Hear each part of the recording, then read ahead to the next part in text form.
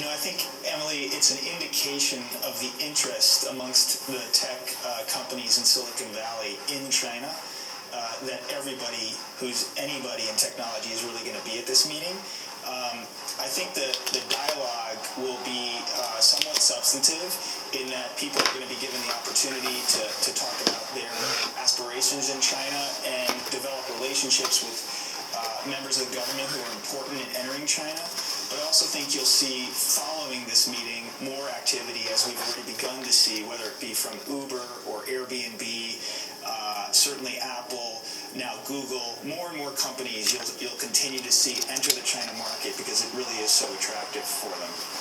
At the same time, Brian, the hack attacks keep coming. This potential cyber arms agreement that we're hearing U.S. officials talk about could potentially, prevent the Chinese or hinder the Chinese from hacking critical infrastructure, but it would have nothing to do with the theft of intellectual property, which seems to be the most serious concern right now. How optimistic are you about an agreement like this, and what would it actually accomplish? Yeah, I think first it's fair to say that this is progress that they're even discussing cyber.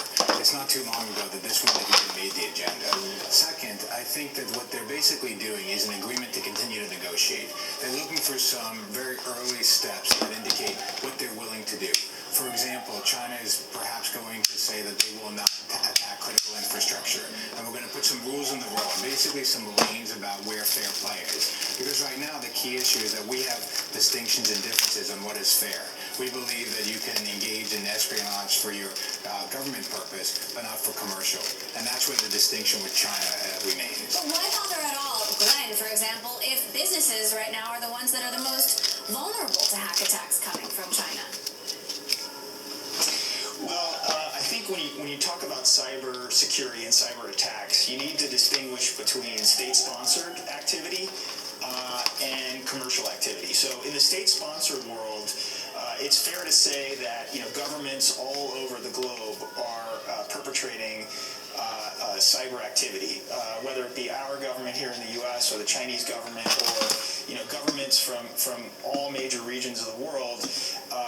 You're seeing lots of state-sponsored activity underway, and there are legitimate, quote-unquote, legitimate purposes, espionage, and maybe there will be rules of the road that'll be established in agreements like the one that hopefully will come from the conversations underway. Then there's also commercial oriented that Apple announced on its App Store this weekend is a good example of.